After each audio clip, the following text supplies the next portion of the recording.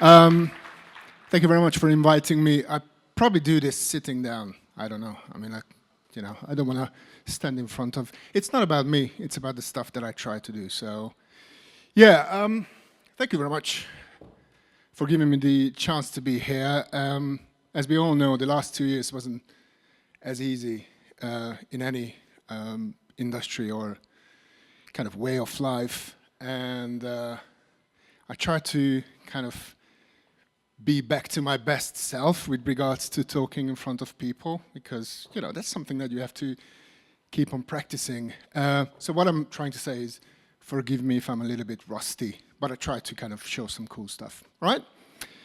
So what I'm going to talk about today is my work a little bit, just to give you a bit of background, and then I'm going to talk about my participation in the Age of Data project.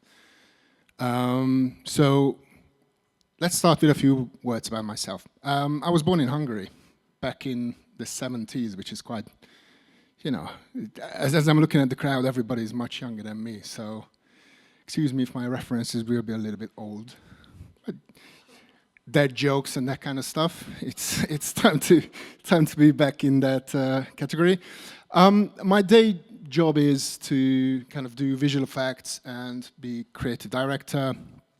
I used to work at Territory Studio for years before they got big. And when, I helped building that place up. So it's there's quite a few projects which overlap with Territory throughout the years. And I mostly work in films and television and sometimes commercial stuff. If I'm not working, I try to do art projects or finish my ever-extending list of stuff that I want to do, short films and whatnot, and collaborate with people, which is really difficult when you have to run a business. So some of the inspiration, I just wanted to show you this because I think it's very important, comes from my childhood, and you probably are familiar with some of these.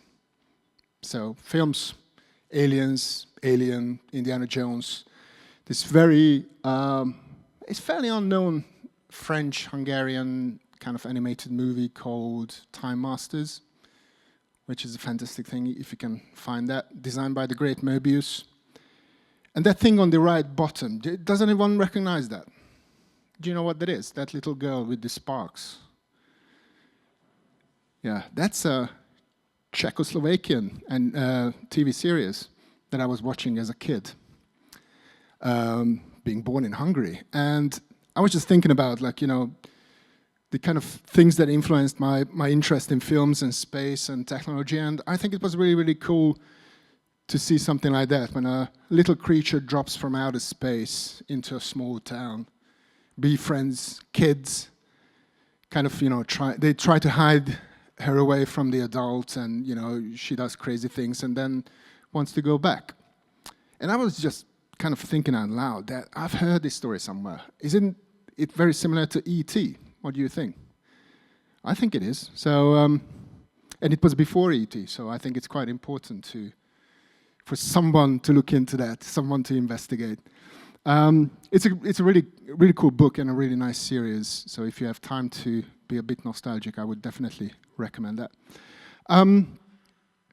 So what I'm going to talk about today, as I mentioned, is partially my work, and quite a lot of my work is revolving around films. These are some of the films that I worked on, some big ones, some smaller ones, and I think it doesn't really matter whether that's a big Marvel thing or a small indie project. I think what's very important is that I always have to kind of recognize that my job is to help the guys who make the films tell their story. So it's not about me, it's not about my designs or whatnot, it's more about trying to help them to tell the story. And I think that's a very big difference between just doing something for yourself and being part of a larger project, that you just have to play a supportive role. So everything that I show you today is, sometimes it makes, it gets into the news, but that's not important on the larger scale of things, which is if a film is good or not. So yeah, let's watch this reel. This is what I do usually.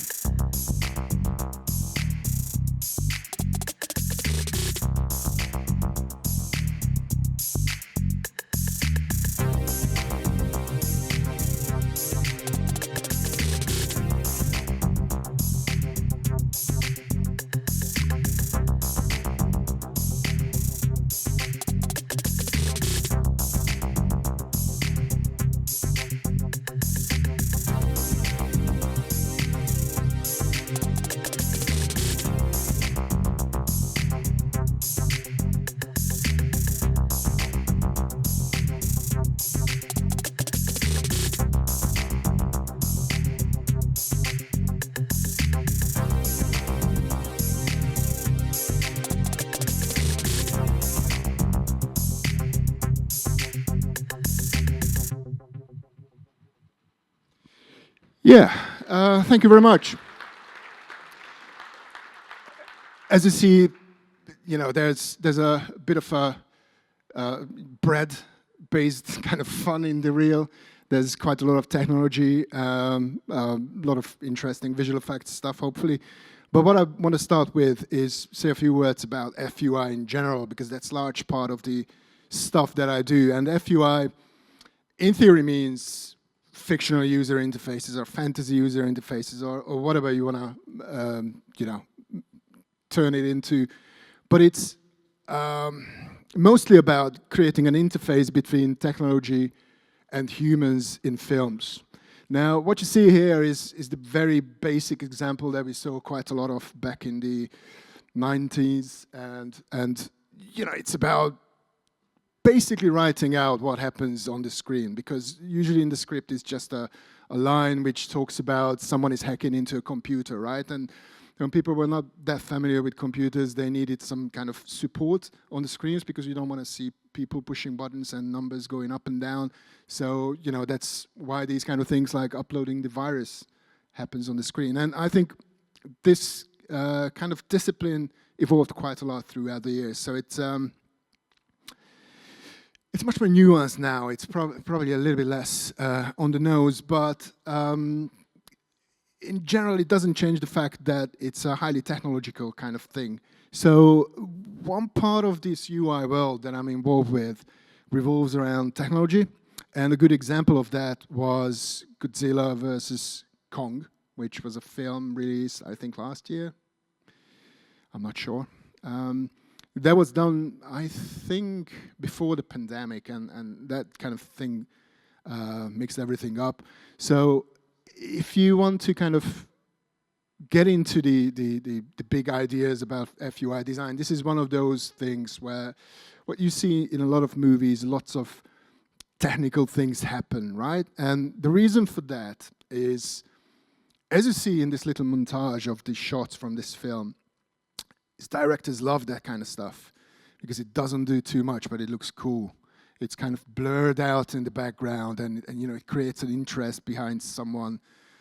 And things move up and down. It looks really good out of focus, and so that's most of the stuff that we do. This is how it starts usually. This is a design that I made up for that film. Obviously, it revolves around that Mechagodzilla and some. This is a typical example of, I wouldn't say it's kid bashing because it's not kid bashing. It's stuff that I found on my hard drive from previous projects, from new projects, and I just kind of tried to create a composition that might be interesting enough for the director or the production designer to buy into. And when they do that, we go into a much more evolved design. This is designed by Gordon Spurs, who I used to, and I still work quite a lot. We did Pacific Rim together at Territory, and now he's creative director of Studio C. So this was a project done at that place, and I really love working with Gordon because I think he's fantastic, and he makes my life so much easier. So this is, again, as you see, a little bit more evolved, and when we get to the final product, it looks something like this. So the key elements were that, you need to tell the story of DNA transfer, whatever it means, right? And we have to have a moving DNA type thingy in the background. By the way, the double helix is not how DNA looks like, but that's what people kind of identify as DNA. So it's inevitable that people are going to ask for a double helix. So if you see any UI design, I'm pretty sure that you're going to find it somewhere. So that's one end of the spectrum. Another example of how UI design could be is Blade Runner 2049, which was a really, really different project, because the whole idea of the film, I don't want to do any spoilers here, it's 5 years ago it came out, so if anyone didn't see it, you still have a chance. The whole idea was that the technology as we know it doesn't exist, because there was this big electromagnetic kind of thing that happened and it killed all the computers. So with the team at Territory, it was a very small team, we kind of put a lot of time into thinking about how technology could work. And I think we had crazy ideas like having bioluminescent algae triggered by electricity kind of operating on different wavelengths. So you see those beautiful blue things in some exotic locations that are wash up on the shore and kind of illuminate the night. And we just thought about what if they are able to genetically engineer them and turn them into red and green, and then you have a kind of like an RGB display, which is kind of powered by these biological entities. But you get the idea. It was very organic, pretty much the polar opposite of what you saw on Godzilla vs. Kong. And this is a good example of that kind of thing. It was a scanning kind of device, and there's barely any UI on it, but it's still an interface between technology and human. And it was very mechanical. It was very organic. And I told this story 100 times, but it definitely came from the idea of going to the optometrist as a kid, and then having these different glasses in front of my eyes, and that's when, oh yeah, now I see the little rabbit. Now I don't see anything, and so you see, I mean, like, it's very important that you have these influences in your childhood. So it's very organic. It's very kind of down to earth, gritty, as the whole world of Blade Runner. And what you do in a film like that is you try to kind of help the world building, and everyone uses world building as a thing. But it's really important for a film because you have 2 hours to buy into that. So not even 2 hours, maybe half an hour to buy into that world of the film. And everything that we do needs to kind of support that kind of idea. Another example of very kind of different design approach to FUI was this. I think this did not make it into the final film because they swapped it for something that's more like a ribbon. But I think this was a very early idea, and we really kind of liked this bit of having lots of base pairs flashing up on the screen in these little microfiche type things. And one little thing that I wanted to show you, if I'm able to kind of stop this. No, spoiler, freaking hell. is I had the name of my wife and kids and my name on the screen, because this is what these FUI designer people do. They try to kind of sneak themselves in to these kind of films all the time. Which brings me to this one, and I just want you to remember this kind of thing because we're going to have a very interesting revelation at the end. Again, with Gordon and Studio C, I had a chance to... I'm just going to zip through this because then we get into the interesting bits. I just want to give you a bit of background about how I work. So we got into this very interesting little thing about the Matrix, the new Matrix film. I think, it came much later than Blade Runner, the original films, so it already had some screen designs in it. And the big question here was how much of it you want to reuse, or how much of the original ideas you want to kind of reiterate, or do you want to have an entirely different approach? And I think it was a bit of a mixture. And I don't know if you saw the film, but there's an interesting little segment which plays out in the real world. So the design challenge was twofold. You had to do these organic matrix-like designs, the iconic ones, and then you had to do these very almost normal-looking things when he's working at the game studio. So what do you think this represents? Yeah, I have no idea either. But I think the brief was to create some sort of system that represents rendering in a different form. So I hope Jonas is listening and Maxon is keeping an eye on this. This is how I imagine rendering is going to look like.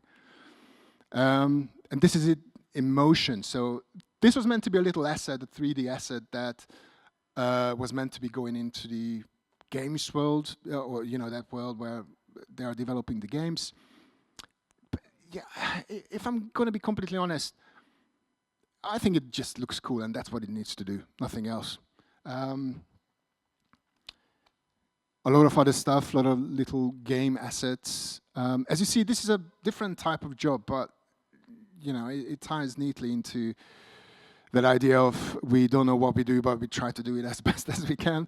So it was these cars and tanks and whatnot. These are all fictional. You can't use a real car. So it's a mixture of probably a Volkswagen and something else, but you never can tell what these cars are. Another little bit that I designed was the new look of the tunnels, which used to be a big thing in the original Matrix films. I do not even think it was visible in the new one, but this is how it looked like. Again, it was a question of building up on what we had and turning it into something new. And this is another example of what we do quite a lot, which is organic stuff. It was about showing some implants, and you see that this is just a fraction of the versions that we do, but there's always a lot, and it's always about, can you make this little bit pop a little bit more? And so you have to be flexible and whatnot. I don't want to spend too much time on this, but yeah, I think it's quite important that you see that they all look similar, but there are huge differences in terms of what the director wants to see on screen. Again, a typical kind of representation of, I have no idea what this is, but this is probably gonna be used at one point, the medical kind of little test. Another part of the work that I do could be classified as visual effects. And when I do those kind of projects these days, it's mostly about supervising projects, which means that I can't really be creative. But one of the areas that you can still be creative to a certain degree and do actual work instead of trying to wrangle a larger team of people is title sequences. And one of those was the Dark Crystal prologue that I did a couple of years ago, which is a very different type of thing, as you see here. It's I don't know if you had a chance to see that show.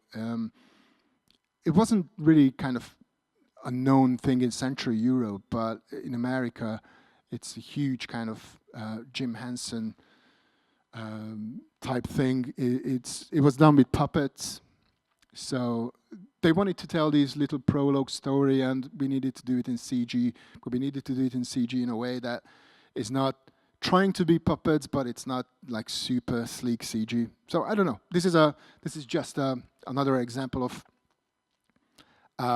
you have to be always flexible and do interesting things if you have a chance. A typical thing was Ghost in the Shell. You probably heard about this one. I did quite a lot of designs for user interfaces and that kind of stuff at Territory, which, funnily enough, never made it into the final film. This is part of the life of a designer. It never made it into a final film, but it helps other people working on the film. So you do lots of design iterations, and then someone takes it and runs with it and puts it into a final form. We did lots of other stuff for this film, but I just wanted to show you some design aspects of it. And Pacific Rim Uprising was a typical visual effects project. It was huge. It was 400 frames, dozens of people, compers, CG artists.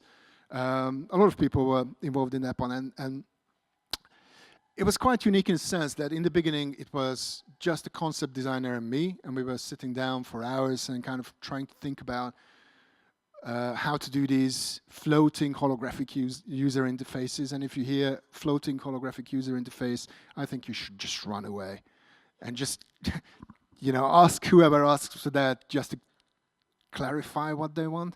Because I think quite a lot of time went into just try to get our head around the concept of what this means. Another challenge was that this was shot without having any reference on set. So the actors were kind of just doing things. And whatever we did, we needed to kind of match that. So that's why it's a little bit loose in the sense of it's not as structured, because, you know, these kind of bits and bobs can go anywhere as the actors are doing their little thing.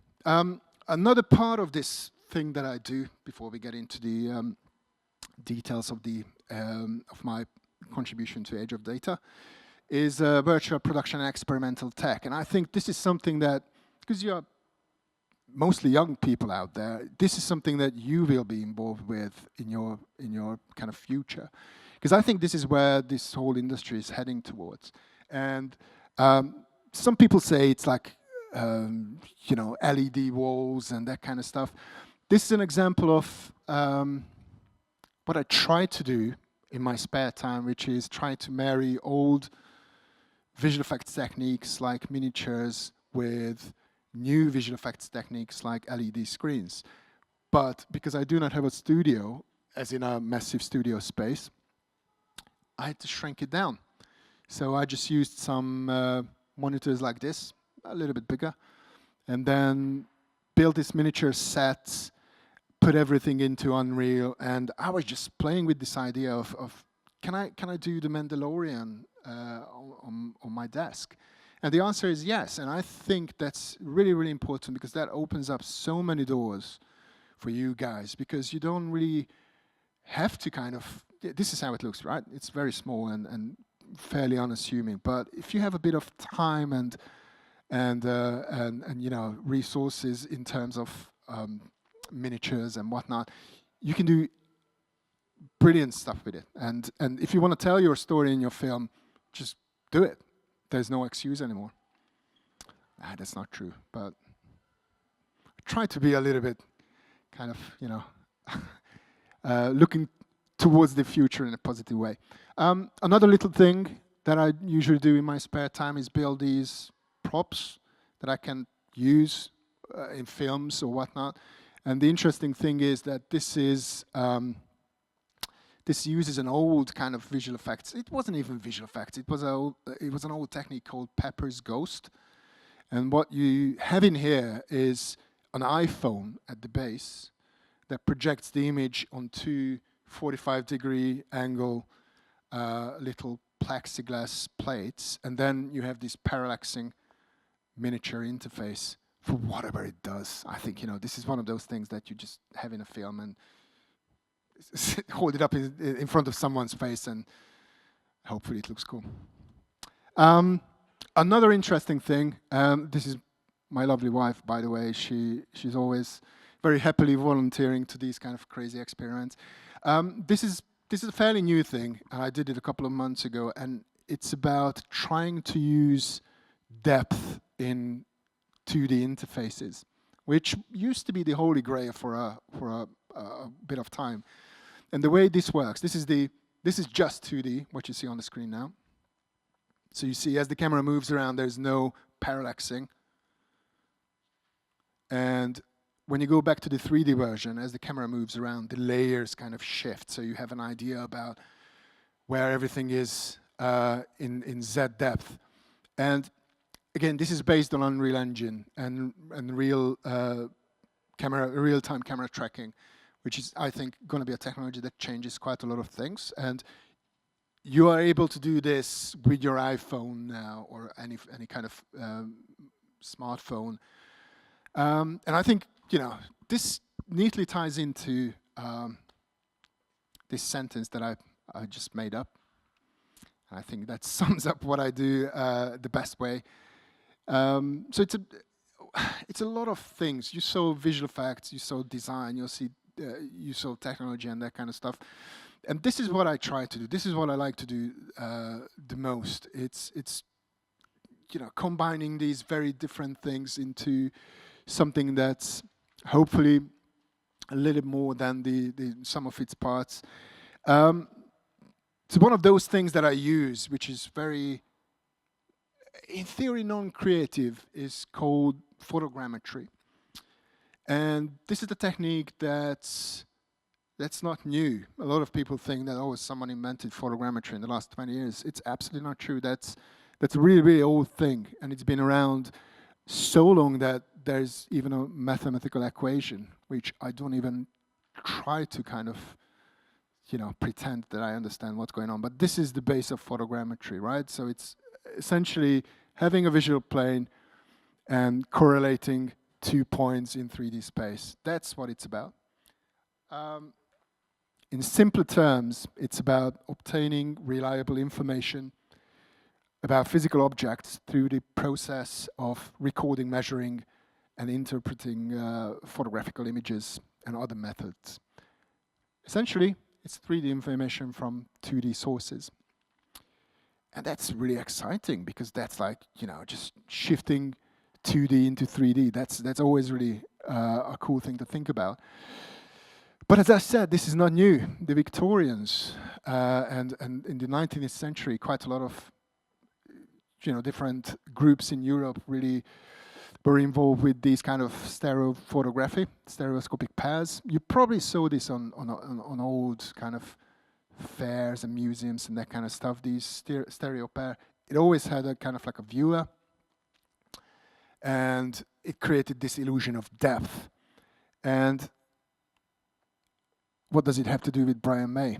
Well, he's an astrophysicist. Does anyone know?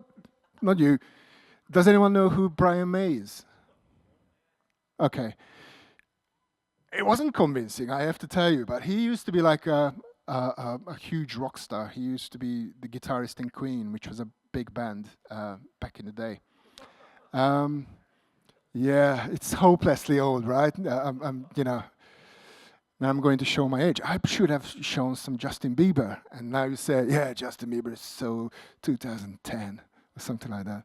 I have young kids. I try to keep up with the times, and they just laugh at me. So Brian May is a big collector of old Victorian stereophotography stuff, and he just wrote a book about that, which is something that you can win a pub quiz at one point, but thank me later. So yeah, pretty cool. So photogrammetry is used in a lot of ways. It's used in film production. It's used in archaeology, surveying, forensics. You probably saw these kind of things out on the internet. This is an example of a very basic photogrammetry capture. This was for a commercial that we shot in London. Just went out and did a few photographs and then combined them into something that the computer can take care of and turn it into a 3D asset. And that's a really interesting thing, because that enables you to go from 2-dimension to 3-dimension without too much of an issue. This is another example of photogrammetry. This was captured by a professional data wrangler, as they see it as they call them on film sets. This is a spinner from Blade Runner. And as you see, it's not perfect, but what they use this kind of data for is they use this as a base when they build models, 3D models. So it matches the original as much as it's possible.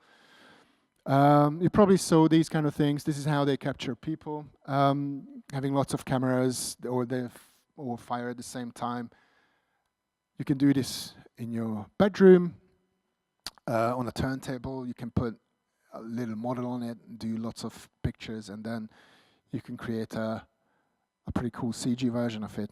I don't know what you're going to use it for, but it's really cool. I don't know, you could probably print it. So these are all the methods that, not all the methods, but these are more organized methods. You just go out there with the purpose of trying to do photogrammetry. In more or less controlled circumstances. This is something that's absolutely not controlled. This is my father-in-law, and this is the second member of my family who I kind of use for research purposes. So I'm eternally grateful for that. I asked my father-in-law to kind of sit down for 2 minutes in the garden, and I just took lots of pictures of him with a handheld camera. And then you can do a CG model, which you can take as far as you want. You can redo stuff. But with a bit of patience and a bit of practicing, you can do pretty useful models. But this is super interesting these days because you do not even have to have a camera. You just use a smartphone. And everyone has a smartphone these days. So there's no excuse not to do this stuff. This is just a capture I did a couple of weeks ago in Bangkok. And it's incredibly powerful that you just walk down the street, see something like this, and then you are able to record three-dimensional information. I think it's a game changer. So you can turn this into a game asset, or you can do anything you want to do with it. Yeah, Bangkok has quite a few of these cars. It's incredibly exciting because a photograph doesn't do justice. So when you see this in 3D, the sky is the limit. Or you see these statues somewhere in a petrol station in Thailand, made from parts, which is very interesting. It's something that I saw not too far from here, very similar stuff. But what really excites me about photogrammetry, I try to do a bit of an ASMR shit, no, is found data. And what I mean by found data is when you use images or videos that were not taken with photogrammetry in mind, like this, there are these incredible videos where people walking down streets of cities. This was someone walking on the streets of Tokyo with a GoPro attached, their helmet, not helmet, whatever. I always try to think of them as having a helmet, but probably it's worse than that. So they are just walking down the street and record where they are walking. And from that available data that's in a YouTube video, you can compute three-dimensional information, right? So you can reconstruct where he was walking with fairly, good accuracy, and that's incredible in itself. But what's really, really cool is it's not perfect at all because that was done not with photogrammetry in mind. So you have these kind of glitches and errors and smears and whatnot, and that's what I get really excited about, because that's how that computer algorithm kind of turns the reality into something that's a little bit beyond that. Another example of found stuff was, Ernst Shackleton's ship. They just found it. There was 4K video on YouTube, 3D data. You don't even have to kind of go underwater now. Or that's a dead whale, I think, which again I found on an interesting YouTube video. But you can recreate it in 3D, and you can do anything with it. You can take it into VR and whatnot. Yeah, another really interesting thing about found data is MRI scans. This is my mother-in-law. Sorry, third member of my family, and she was really kind and volunteered her kind of MRI scans. And what I was really interested in is whether I can use the MRI scan data to recreate three-dimensional face. And the answer is yes, and you can open phones with it. So that's really, really dangerous and exciting at the same time. Because what you see here is a kind of data set from a stock photo library. You have those brains and whatnot put up there. And you can download it and process it and recreate the person's face. So someone who volunteered, just do a stock image of my brain, MRI. They don't know that you can recreate their face. And, if you use an iPhone, you can open the iPhone with that face. Does it make sense? No. But it's really cool. So, are you still with me? Is it? Now it gets interesting. Now we go to space. So I love space. Everybody who I know wanted to be an astronaut at one point in their life, and same was the case with me. And then I think the Apollo moon landings were before my time, but I was always really interested in that. And then I found this incredible archive, which is all the Hasselblad images of the Apollo landing missions. That's in a Flickr archive, freely available. Fairly high resolution. You can download them and go into the details. And although Apollo had some stereoscopic images taken, but most of the images were just done without that in mind. And that got me really excited because I thought about, hang on a minute, the lunar lander didn't go anywhere. Most of the stuff that they put on the moon kind of, was in one place.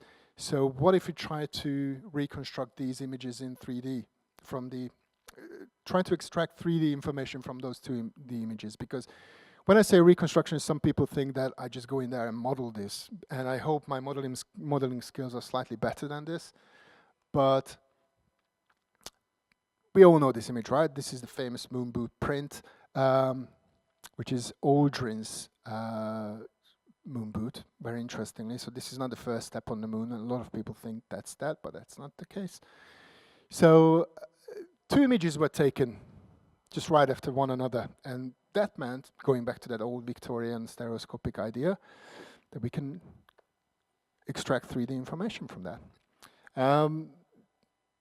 A good thing about it is it gives you the location of the camera as well, so you see how Aldrin was taking that image, the camera attached to the chest, and it was something like this.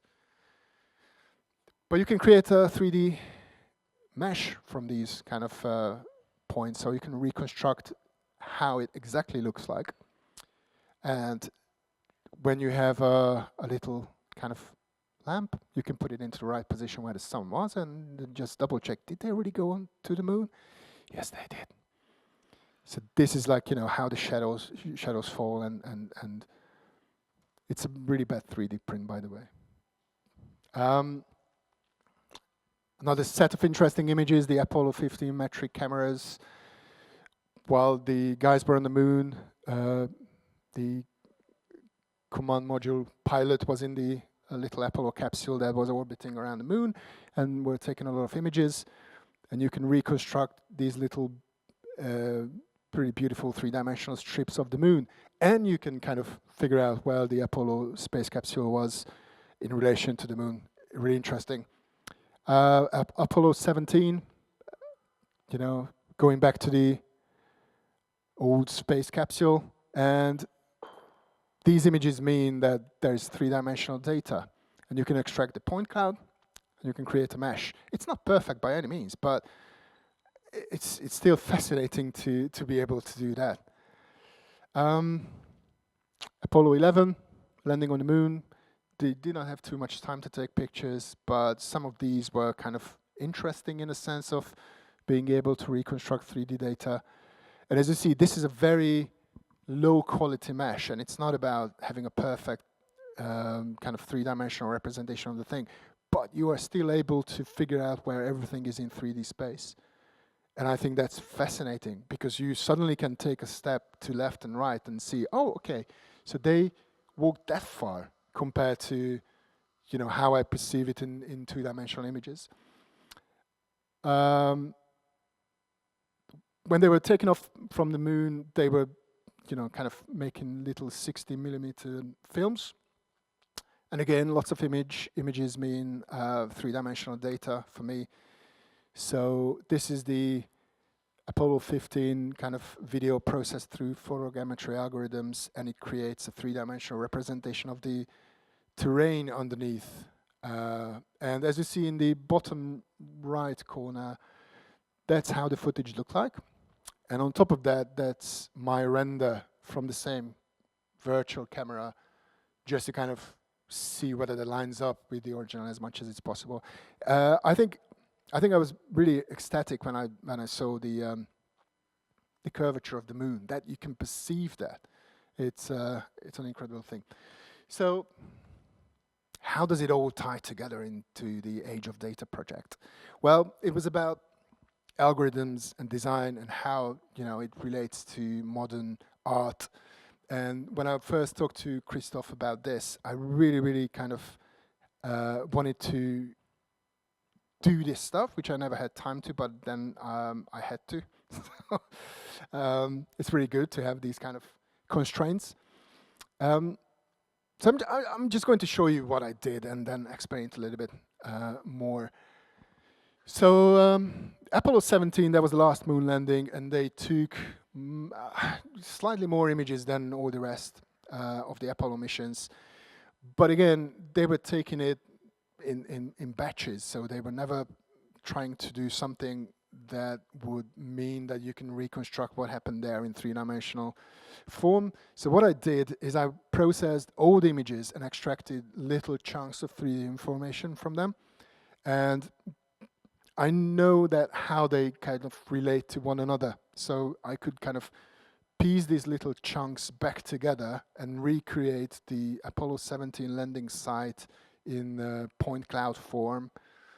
And I think it was really important that I kept it in this point cloud form, because I just love that stuff, because that looks like a ghost image, or it looks like something that was done underwater, and you can see through stuff, you can see the other side. So it's always telling you that this is not reality, but it's reality in a way. So it's quite magical. I don't know. I mean, like, some people maybe not as keen on point clouds as I am, but at this age, I'm allowed to be excited about point clouds.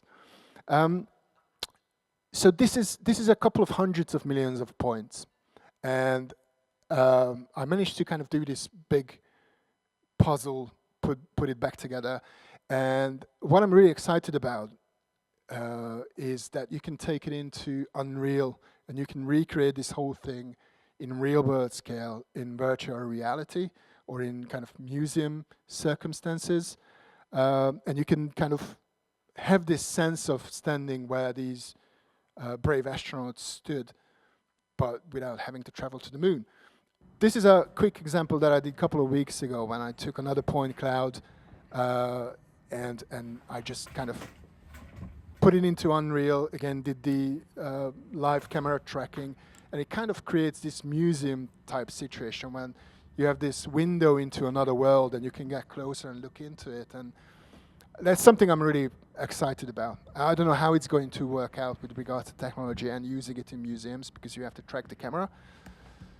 But yeah, maybe those kind of glasses or whatever, or having a tracking device in your mobile phone. Oh, hang on a minute, that's already happening. So yeah, but as I said, I'm really excited about these kind of ethereal qualities of these kind of point clouds, because they are not perfect.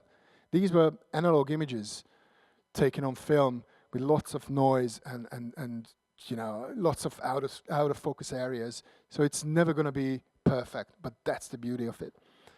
Another part of the Age of Data project was that I told myself that, okay, this is cool, this is really technical, and I really like it, and I'm super excited about point clouds. But is there a story that I can tell with that? And that kind of took me to this image, which is based on those two images. So that's 3D data from those two images. And this is a memorial plaque for fallen astronauts. And there's a little statue in front of it made by a Belgian artist. Then it's an entire kind of 2-hour talk about that little statue if you want to listen to it later. But what I try to do here is this is on the moon as we kind of sit here, but how does it look like? Is there anyone that knows how it looks like when it's night, how it looks like if someone finds it 50 years from now walking on the moon in the dark with a torchlight? And I really thought that's a really important kind of human story in there, that these things are there and will be there and will be seen at one point, and we have no chance of kind of knowing how it's going to look like, but at least I can try to imagine. So this going into the dark with the torchlight, I think that was the main creative idea about this whole idea. The famous blue rock, again, if you just walk on the moon just one day, oh yeah, that's a big rock. I don't know, it doesn't sound as exciting as I thought it would be, but I'm excited about this blue rock. This is not accurate because the top part of the lunar module is still there, but how does it look like when you go back and find these discarded technological bits? Just shine a torchlight on it and how does it look like? is it telling us a story about us humans, or is it just kind of like, yeah, we did that, it's fine, let's move on. And then it's the famous moon boot print again, but in the afternoon before the sun goes down. And I think again it tells a very interesting story about everyone remembers those two images, but time moves on, so nothing is for real. And I think I'm trying to kind of slide into some philosophical stuff, but I don't want to. But I think it's a cool image. But this one is my favorite. This was a photograph of the family of Charlie Duke, who took it up with him and put it on the moon and just kind of started to take pictures. And he had this famous quote that as he was kind of doing these photographs, he started to see the pictures already fading away because of the unfiltered UV rays from the sun. So that photograph is completely blank now. And it's just white, and it just sits on top of the moon. I think it's a really, really, really kind of powerful image. Yeah, I know, we got to this point. Thank you very much for putting up with me, and I'm going to answer this very important question. Did I really fight Neo in the new Matrix? A bit of a plot change here, right? I was watching the trailer when it came out, and I saw this little thing. And I know what I did for that film, but I wasn't sure whether that made it. And I was super kind of excited, and I can say that it made it to the film, because the task was to do 1999 style old school game with Neo fighting Agent Smith. But Agent Smith wasn't available, so who else can you use? By the way, this is it. I don't know, I mean, like, it's really good quality. I hope you can kind of make out what happens there. But this is how it looks. So this was this kind of fake game that I had to do. And as I said, Agent Smith wasn't available, so you needed another handsome guy to be the sparring partner of Neo, and someone who kind of, look at that, that's pretty brutal. Do you recognize the guy? Because that's me. And as I said, all the FUI designers try to put themselves into the films in some shape or form. And I think, because Agent Smith wasn't available, I think, that's an absolutely fair point that I try to volunteer my face to be that guy who Keanu Reeves or Neo beats up. But that's a photogrammetry scan that I did of my head a while ago, so it was really useful.